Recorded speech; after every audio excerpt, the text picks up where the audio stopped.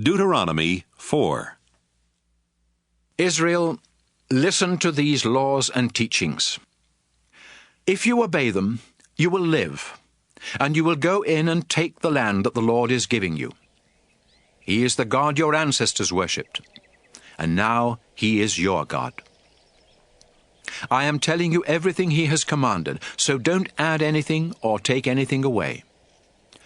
You saw how He killed everyone who worshipped the god Baal-peor, but all of you that were faithful to the Lord your God are still alive today. No other nation has laws that are as fair as the ones the Lord my God told me to give you. If you faithfully obey them when you enter the land, you will show other nations how wise you are. In fact, everyone that hears about your laws will say, "That great nation certainly is wise." And what makes us greater than other nations? We have a God who is close to us and answers our prayers.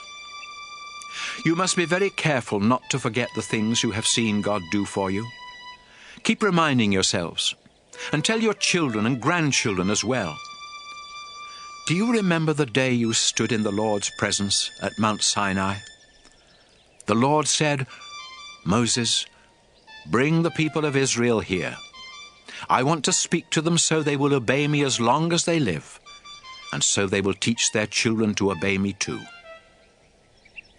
Mount Sinai was surrounded by deep, dark clouds, and fire went up to the sky. You came to the foot of the mountain, and the Lord spoke to you from the fire. You could hear Him and understand what He was saying, but you couldn't see Him. The Lord said He was making an agreement with you, and He told you that your part of the agreement is to obey the 10 commandments. Then the Lord wrote these commandments on 2 flat stones. That's when the Lord commanded me to give you the laws and teachings you must obey in the land that you will conquer, west of the Jordan River.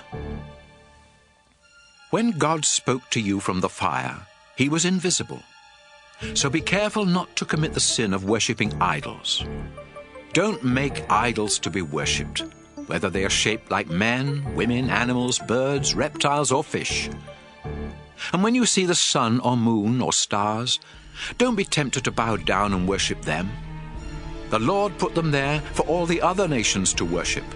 But you are the Lord's people, because He led you through fiery trials and rescued you from Egypt. The Lord was angry at me because of what you said, and He told me that He would not let me cross the Jordan River into the good land that He is giving you. So I must stay here and die on this side of the Jordan. But you will cross the river and take the land. Always remember the agreement that the Lord your God made with you, and don't make an idol in any shape or form. The Lord will be angry if you worship other gods, and He can be like a fire destroying everything in its path. Soon you will cross the Jordan River and settle down in the land. Then in the years to come you will have children, and they will give you grandchildren. After many years, you might lose your sense of right and wrong and make idols, even though the Lord your God hates them. So I am giving you fair warning today, and I call the earth and the sky as witnesses. If you ever make idols, the Lord will be angry, and you won't have long to live, because the Lord will let you be wiped out.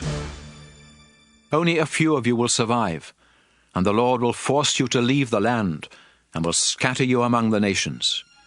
There you will have to worship gods made of wood and stone, and these are nothing but idols that can't see or hear or eat or smell.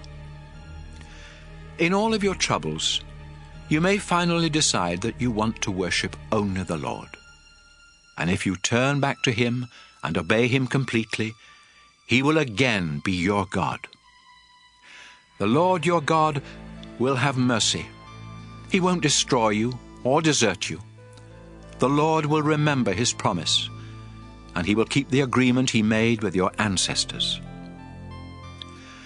When the Lord your God brought you out of Egypt, you saw how He fought for you and showed His great power by performing terrifying miracles. You became His people, and at Mount Sinai you heard Him talking to you out of fiery flames. and yet you are still alive. Has anything like this ever happened since the time God created humans? No matter where you go or who you ask, you will get the same answer. No one has ever heard of another God even trying to do such things as the Lord your God has done for you. The Lord wants you to know He is the only true God, and He wants you to obey Him. That's why He let you see His mighty miracles and His fierce fire on earth, and why you heard His voice from that fire and from the sky. The Lord loved your ancestors and decided that you would be His people. So the Lord used His great power to bring you out of Egypt. Now you face other nations more powerful than you are, but the Lord has already started forcing them out of their land and giving it to you. So remember that the Lord is the only true God, whether in the sky above or on the earth below. Today I am explaining His laws and teachings, and if you always obey them, you and your descendants will live long and be successful in the land the Lord is giving you. Moses said, People of Israel, you must set aside the following 3 towns east of the Jordan River as safe towns: Bezer in the desert highlands, belonging to the Reuben tribe; Ramoth in Gilead, belonging to the Gad tribe; and Golan in Bashan, belonging to the Manasseh tribe. If you kill a neighbor without meaning to, and if you had not been angry with that person, you can run to one of these towns and find safety. The Israelites had come from Egypt and were camped east of the Jordan River near Beth Peor when Moses gave these laws and teachings.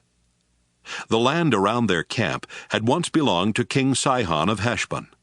But Moses and the Israelites defeated him and King Og of Bashan and took their lands.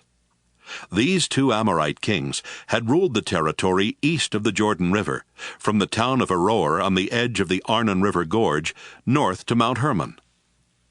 Their land included the eastern side of the Jordan River Valley, as far south as the Dead Sea, below the slopes of Mount Pisgah.